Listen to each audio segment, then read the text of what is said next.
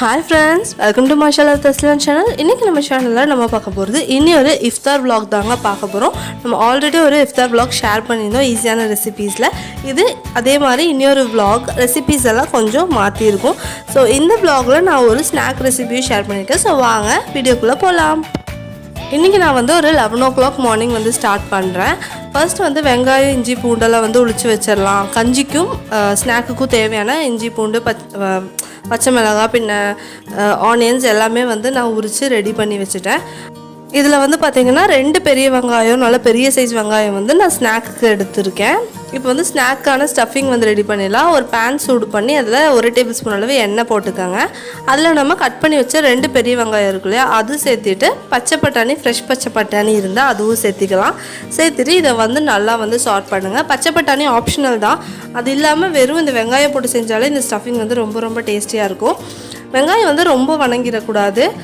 வெங்காயம் வந்து ஒரு பாதி தான் வந்து வணங்கியிருக்கணும். அந்த ஸ்டேஜ்லேயே வந்துட்டு மஞ்சள் பொடியும் கரம் மசாலா பொடியும் மிளகாய் தூளும் போட்டுருங்க. அப்புறம் இதுக்கு தேவையான அளவு உப்பு ஆட் பண்ணிக்கோங்க. ஆட் பண்ணிட்டு இது எல்லாத்தையும் நம்ம நல்லா சார்ட் பண்ணலாம்.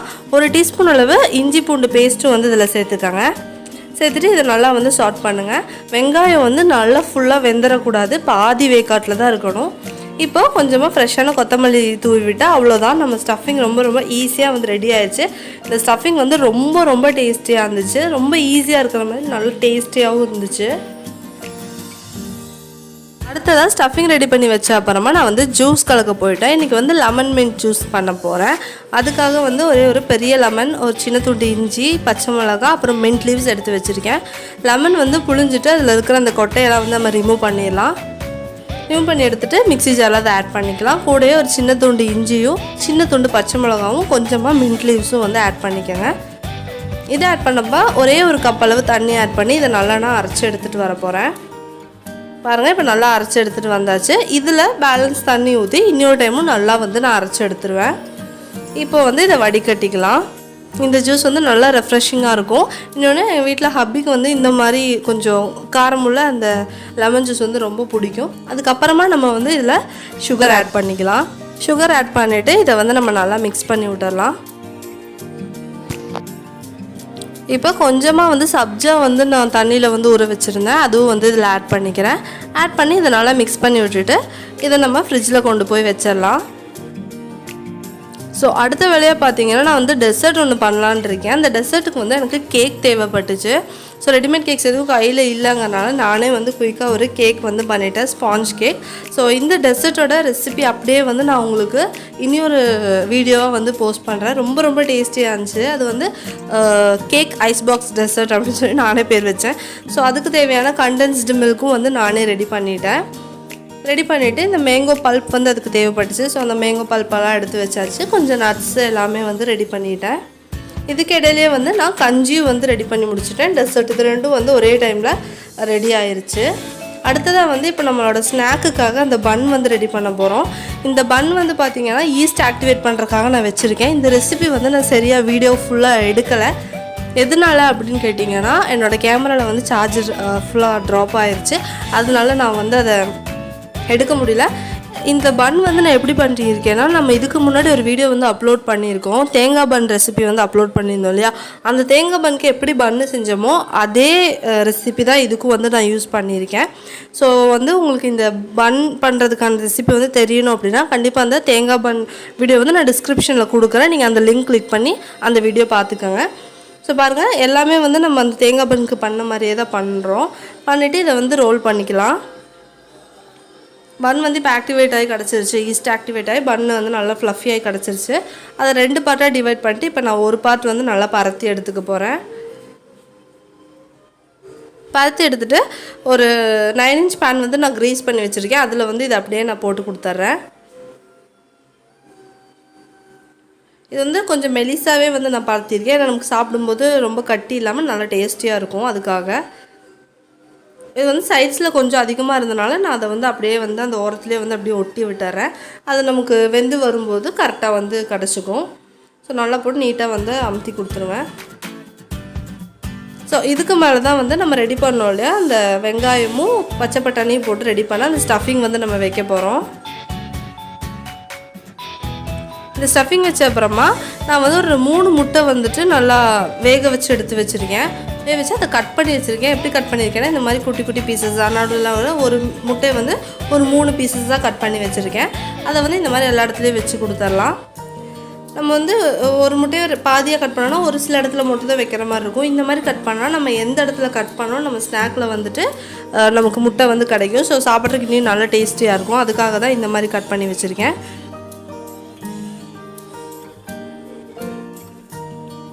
இந்த மாதிரி ஃபுல்லாக கட் பண்ணி வச்சுக்கலாம்.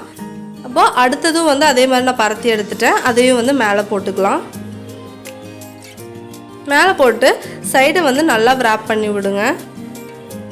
இந்த மாதிரி நான் வந்து உள்ளே இந்த மாதிரி உள்ளே வர்ற மாதிரி இந்த மாதிரி வந்து நான் wrap பண்ணி விட்றேன்.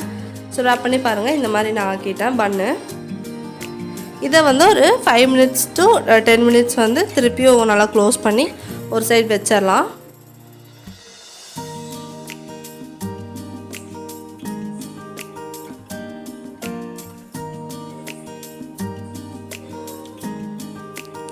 இப்போ ஒரு 5 minutes ஆயிடுச்சு. 5 minutes கழிஞ்சு எடுத்தால் திருப்பியும் பன் வந்து லைட்டாக வந்து சேஞ்ச் ஆகிருக்கு, கொஞ்சம் பொங்கியிருக்கு. ஸோ இது மேலே நான் எக் வாஷ் கொடுக்கல, வெறும் பால் தான் வந்துட்டு மேலே தேய்ச்சி விட்றேன். முட்டை வந்து அதில் போடும்போது நான் ஃபுல்லாகவே போட்டுட்டனால எனக்கு திருப்பி ஒரு முட்டை எடுத்து யூஸ் பண்ணோன்னா அது வேஸ்ட் ஆகும் அப்படின்னு சொல்லிட்டு நான் என்ன பண்ணுறேன்னா அந்த மில்கே வந்து நான் வாஷ் பண்ணிக்கிட்டேன். அதே நல்லா இருந்துச்சு. அப்புறம் அது பேக் பண்ணுறதுக்கு வச்சுட்டேன். இங்கே வந்து பார்த்திங்கன்னா டெசர்ட் செஞ்சதுக்கப்புறம் கொஞ்சமாக மேங்கோ பல்ப் வந்து இருந்துச்சு. அதை அதில் கொஞ்சம் சுகரும் இன்னும் கொஞ்சம் மேங்கோஸும் கொஞ்சம் பாலும் ஊற்றி மேங்கோ ஷேக் வந்து அடிச்சிட்டேன். ஸோ நான் வந்து ஷார்ஜா ஷேக் பண்ணலாம் அப்படின்னு தான் இருந்தேன் இன்றைக்கி. பட் மேங்கோ வந்து பேலன்ஸ் இருந்தனால நான் வந்து இதை மேங்கோ ஷேக்காகவே வந்து அடிச்சிட்டேன். ஸோ இன்றைக்கி பார்த்திங்கன்னா எல்லாமே மேங்கோ அப்படின்னு மேங்கோவிலே போயிட்டுருக்கு. மேங்கோ டெசர்ட் பண்ணியாச்சு, மேங்கோ மில்க் ஷேக்கும் பண்ணியாச்சு. ஸோ இப்போ மேலே வந்து ஒரு ஸ்கூப் ஐஸ்கிரீம் வைக்கிறேன். இது வந்து ஆப்ஷனல் தான். நீங்கள் வந்து அடிக்கும் போதே கூட ஐஸ்கிரீம் போட்டு அடித்து எடுத்துக்கிட்டால் அதுவும் நல்லாயிருக்கும். இல்லை இந்த மாதிரி மேலே வச்சு உங்களுக்கு பிடிக்கும்னா இந்த மாதிரி மேலே வச்சு சாப்பிட்டுக்கலாம். என்னோடய ஹஸ்பண்டுக்கு வந்து இந்த மாதிரி மேலே வச்சா ரொம்ப பிடிக்கும். அவங்க என்ன பண்ணுவாங்கன்னா தனியாக வந்துட்டு அந்த ஐஸ்கிரீம் சாப்பிட்டு அதுக்கப்புறமா அந்த மேங்கோ இது வந்து குடிப்பாங்க. எனக்கு வந்து ஃபுல்லாக கலக்கி விட்டு குடிக்கும்போது தான் வந்து நல்லா இருக்கிற மாதிரி இருக்கும். மேலே வந்துட்டு இது ரொம்ப ஆப்ஷனல், நல்லா அழகாக தெரியணும் வீடியோக்குங்கிறதுக்காக நான் வந்து இந்த மாதிரி டூட்டி ஃப்ரூட்டியும் கொஞ்சம் செரியும் வந்து வச்சுருக்கேன். இப்போ நம்மளோட ஸ்நாக் வந்து பேக் பண்ணி வந்துருச்சு பாருங்கள். இதோட பேக்கிங் டைமு செல்சியஸ் எல்லாமே வந்துட்டு நம்ம தேங்காய் பனுக்கு என்ன யூஸ் பண்ணணுமோ அதே தான் நான் யூஸ் பண்ணி எடுத்திருக்கேன். இந்த ஸ்நாக் வந்து பார்த்திங்கன்னா ரொம்ப நல்லா டேஸ்ட்டாக இருந்துச்சு. இது வந்து நானாக ஏதோ ஒன்று பண்ணலாம், என்ன பண்ணுறது இன்றைக்கி ஸ்நாக் எதுவும் இல்லையே அப்படிங்கிறதுல சரி அந்த தேங்காய் பன் பேஸ் மாதிரியே பண்ணி உள்ளே இந்த ஸ்டஃபிங் வைப்போம் எப்படி இருக்குன்னு பார்ப்போம்னு சொல்லிட்டு வச்சோம். பட் நான் பயந்துட்டே இருந்தேன் நல்லா இருக்காதோ அப்படிங்கிற மாதிரி. ஆனால் ரொம்ப டேஸ்டியாக இருந்துச்சு இந்த ஸ்நாக்கு. கண்டிப்பாக ட்ரை பண்ணி பாருங்கள். அந்த ஒரு பைட்லேயும் அந்த எக்கும் அந்த மசாலாவும் வர்றது வந்து ரொம்பவே நல்லா டேஸ்டியாக இருந்துச்சு. கரெக்டாக எல்லா வேலையும் முடிச்சிட்ருக்கிற டைமில் ஹபியும் வந்துட்டாங்க. அவங்களும் வந்து ரெடி ஆகிட்டு எனக்கு இந்த ஸ்நாக் கட் பண்ணுறது அப்புறம் கொஞ்சம் ஃப்ரூட்ஸ் எல்லாம் கட் பண்ண வேண்டியது இருந்தது, அதெல்லாம் கொஞ்சம் ஹெல்ப் பண்ணி கொடுத்தாங்க. ஸோ வந்து இன்றைக்கி வந்து ஒரு 6 o'clock வந்து ஒர்க் முடிஞ்சு அப்புறம் பொறுமையாக வந்து நாங்கள் அரேஞ்ச் பண்ணோம்.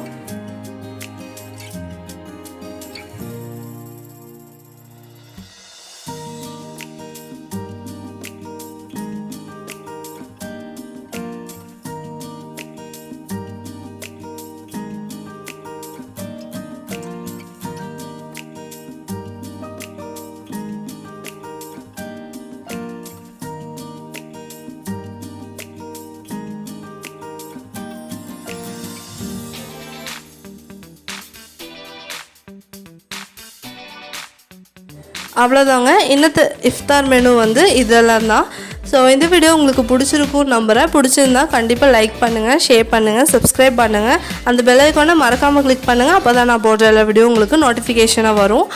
இன்னொரு சூப்பரான ரெசிபி வீடியோவோட உங்களை வந்து நான் மீட் பண்ணுறேன். Until then, take care, bye bye, thank you.